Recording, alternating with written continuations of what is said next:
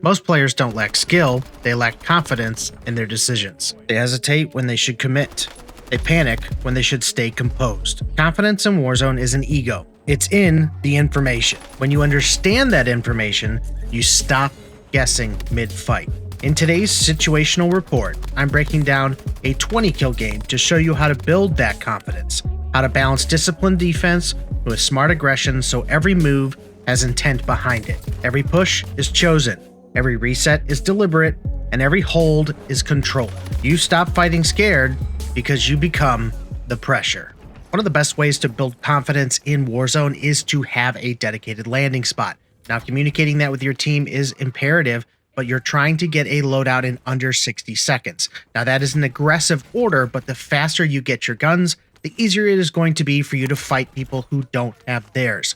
Once that's accomplished, we want to immediately reinvest funds. Finding the straggler dot outside of the pack is the best way to get your opening pick. They're the most defenseless, and you can pre-aim that dot. Wiping them from the team now gives you new pings on the enemy's location. But the flank position is going to give you the most surprise effort. Using your map as you push against the target, you will find players just like this, sitting in a corner, hiding from the push because their teammate just went down, they don't have information, they're scared to retaliate, and they don't have their gun. All of this is connected into early game aggression by knowing your POI, coordinating that purchase, getting the information going, and then pushing that opening pick.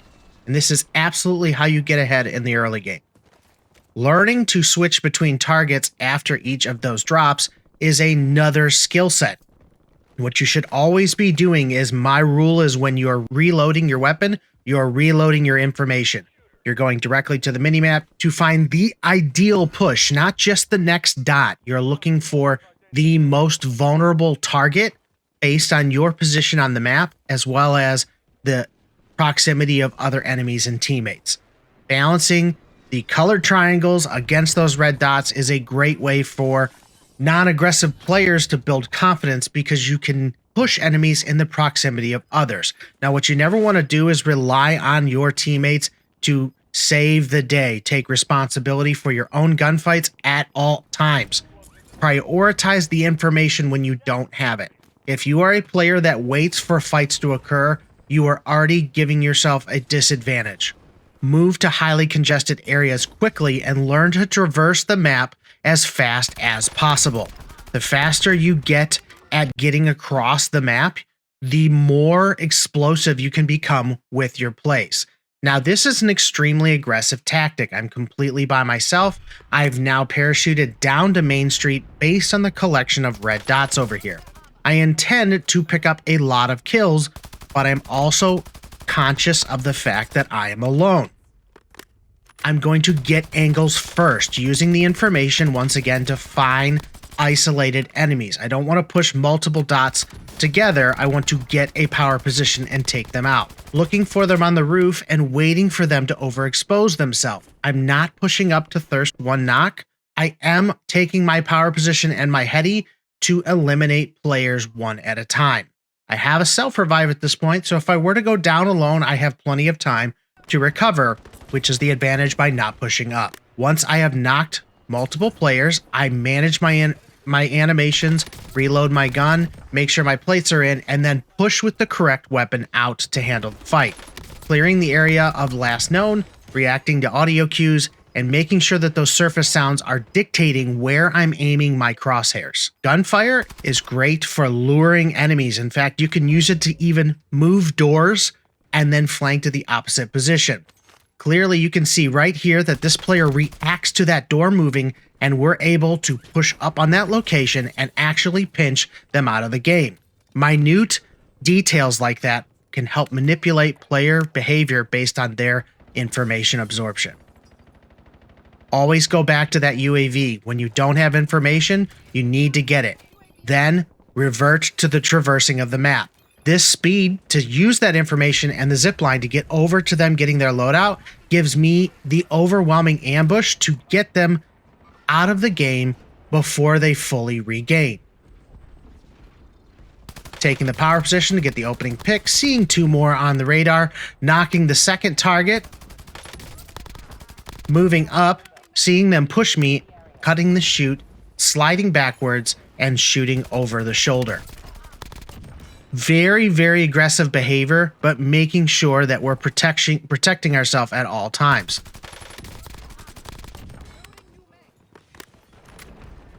Players that get high kill games are masters of their minimap and master of their environment. The better you get about using your map to get to new zones, the more kills you will get.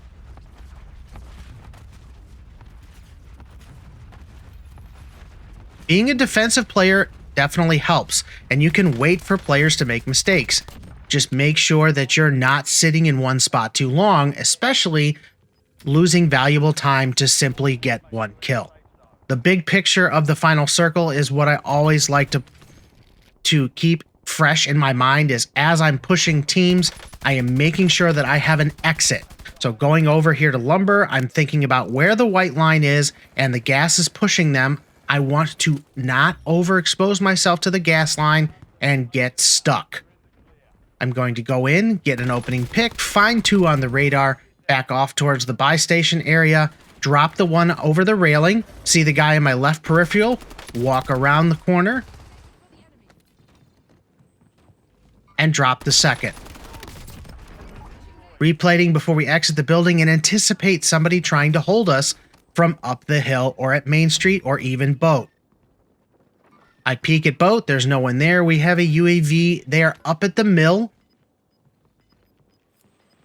But we're going to stop fly-ins from holding our power positions, redirecting and prioritizing those dots on our immediate sector.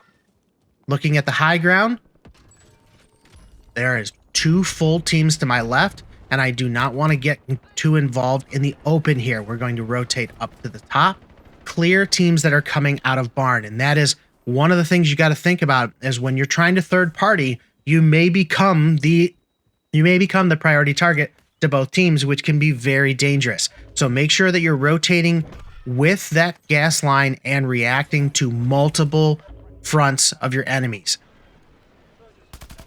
A lot of players will talk about enemies that don't shoot back, and that is actually what makes a smart player. Finding gunfights where players are oblivious to your push is the way you should play it. You always want to push away from aggressive players and move to isolate them. Find lines of sight and play their behavior against them. Their aggressive nature of moving together is what will inevitably sandwich them, and you can eliminate very aggressive teams simply by fanning out and taking a better formation. You have to know the right time to strike, though. When you have the numbers and you have the positioning, it's time to execute. When you have a teammate out in the end of the game, make sure that you are considering purchasing them back and the value of trading for that buy station. By buying them back, you're going to notify the enemy of your position, but if it is early enough in the end game and you have the ability to do so, it's always better to have an extra teammate. What you don't want to do is trade your loadout and position to bring back a teammate that will not have a loadout. So think about the balance there, and sometimes it's better to have information than it is an extra player. Patience is key. Audio cues can help save your life, and I know that they're not always present in the game, but prioritize the surface sounds to learn where enemies are pushing you from. Above all else, when you get the circle slide, be the first guy in the final circle.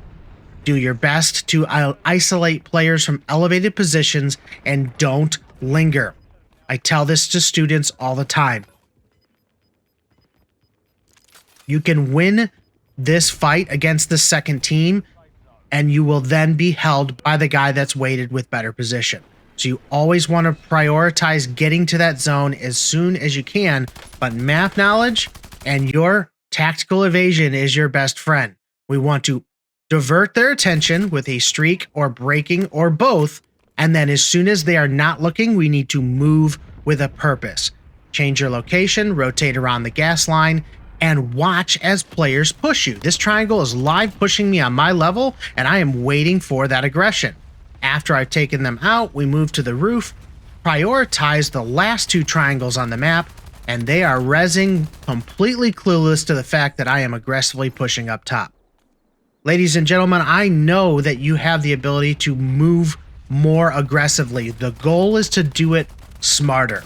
Play aggressive with information. Information is the key to you winning more gunfights, and if you have it, push aggressively, and if you don't, seek defense and cash to find information. Keep building, keep adapting. SitRep out.